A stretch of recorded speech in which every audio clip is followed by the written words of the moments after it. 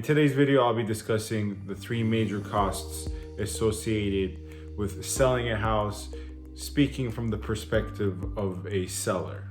These are costs that a typical seller in a typical transaction in terms of residential real estate has to take on as a burden in order to dispose of his property, whether it be a cottage or a detached home in the suburbs or a condo in the downtown area. Now in the future, I'll release a video speaking about the costs which a buyer has to incur when a buyer is not disposing of a property, but acquiring a property, because that's what buyers do. Buyers acquire, sellers dispose.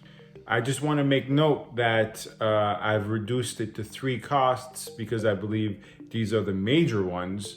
However, there are more than three costs. Everything else being equal, there are other costs which sellers have to incur that won't be discussed in this video, but this video is meant as a general informational video, so we're going to discuss the major ones. As always, please subscribe, comment, rate, and review. Your subscription and support means a lot.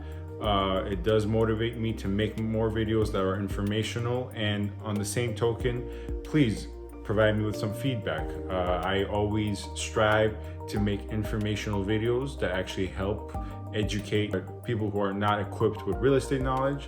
So if you think I'm lacking in a certain area, or I don't know what I'm talking about, or I missed a certain key point, as always, feel free to provide some feedback and let me know where I went wrong. If you just want to start with the list, the meat and potatoes of this video, you can go on the timestamp on the screen, skip to that point, and that's when the list starts. As well, if you wish, you can skip the list itself and skip to the summary of the list at the end of this video on the timestamp located on the screen. I'll tell you what point in this video to skip to. However, if you chose not to skip to the list, there are a few things I want to mention. I just recently released a second edition of What Your Money Can Buy, so please go watch that video. I've been getting a lot of good feedback on those videos.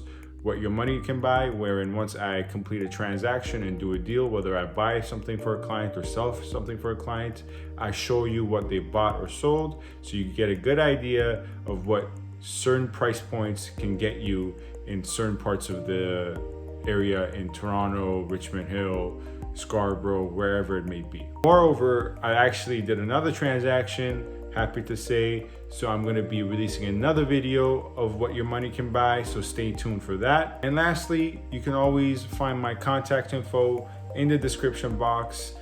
Get in touch with me. Hey, if you want to talk about real estate, if you want to talk about finance, even if you just want to talk about the Toronto Raptors, I'm down to talk about whatever. I'm a very friendly guy, so if you have any inquiries, questions, / concerns about the Toronto real estate market, as always, get in touch with me, or not, it's up to you. All right, so let's start with the list. All right, number 3, Realtors Commission. So obviously, as a realtor myself, I get paid for my services.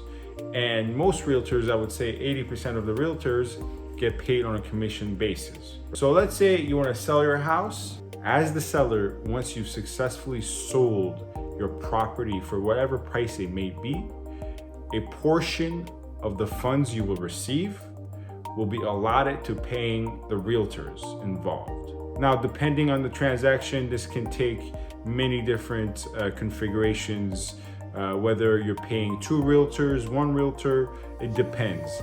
But let's just assume the standard occurrence where you're paying 2 realtors. And also for this, let's assume a standard rate. So as standard in the area I work in, it may differ in areas that other realtors work in different countries. But in Toronto, buying agents and selling agents, we charge about 2.5%. So let's say you sell your house with a realtor, they're going to charge you 2.5%, but you will have to also pay out of pocket an additional 2.5% to the agent, realtor, salesperson representing the buyer. So in total, let's say you sold your house for $500,000.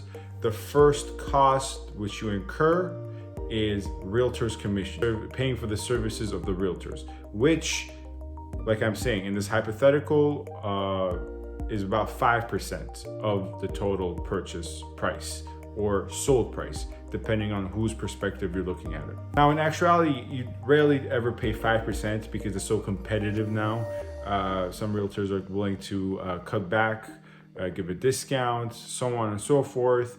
And if you're not dealing with two realtors, if the same realtor, you're selling with that person, and also that person brings you a buyer, they're gonna take more than 2.5%, but they're gonna take less than 5%. So they might take somewhere around 3.5 to 4%. Like I said, there's many different scenarios where the number of people can change, and moreover, the rate at which however many people charge the seller can change as well. All right, number 2, lawyer fees. Now, obviously, you need a lawyer to close a transaction. Once again, I would say on average, everything else being equal, for a residential transaction. Now, that's key for a residential transaction, because in the commercial context, it differs.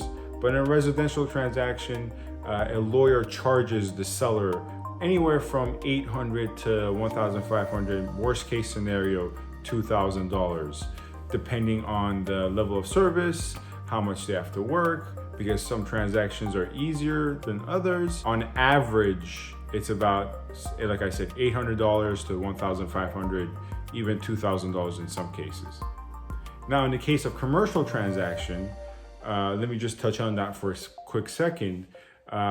In the case of commercial transaction, lawyer fees for the seller are much higher, sometimes up to $5,000, $7,000.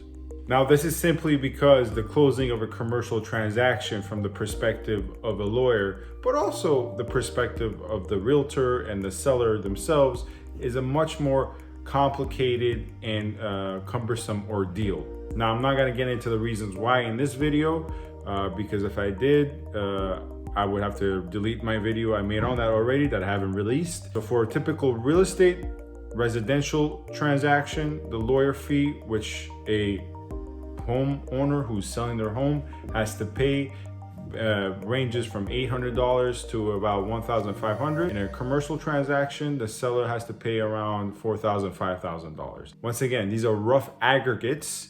These are on average, everything else being equal.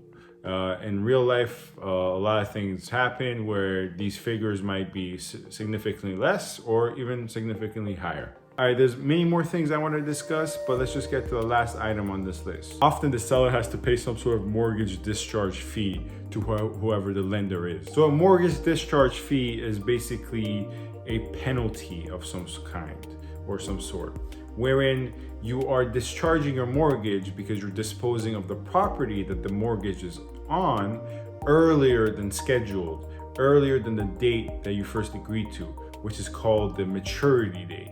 Due to this reason, mortgage companies, whether it be whether you got your mortgage through a private lender or a mortgage broker or a bank, typically include some sort of penalty, once again referred to as a mortgage discharge fee, wherein you're disposing earlier than agreed upon, and thus as a result you have to pay a fee. This fee can vary significantly depending on the lender and what other terms were involved in the financial agreement. All right, let's summarize the list before I let you go. Number 3 was the Realtors Commission, which is about 5%, but as all these examples I've prefaced, it differs. It can be 4%, it could be 3%, but let's say 5% of the total sold price or purchase price, depending on whose perspective you're looking at it from. Number 2 was the lawyer fees for the closing. Once again, the lawyer fee can range from $500 to $2,000. I think that's a fair range to put it at for the purposes of this video, but I can't stress enough, sometimes it's more than $2,000. Rarely is it ever less than rarely is it ever less than, I would say, $600 or $800, but that's the range. And lastly, the mortgage discharge fee, the penalty which you would have to pay because you're disposing your property earlier than you agreed with your lender, whether it be a bank, a mortgage broker, or some sort of private lender. And anyways, that's the list. Thanks for watching. As always, please subscribe, comment, rate, and review. Your feedback is always much appreciated. My contact info is in the description box, and that's it. Thank you.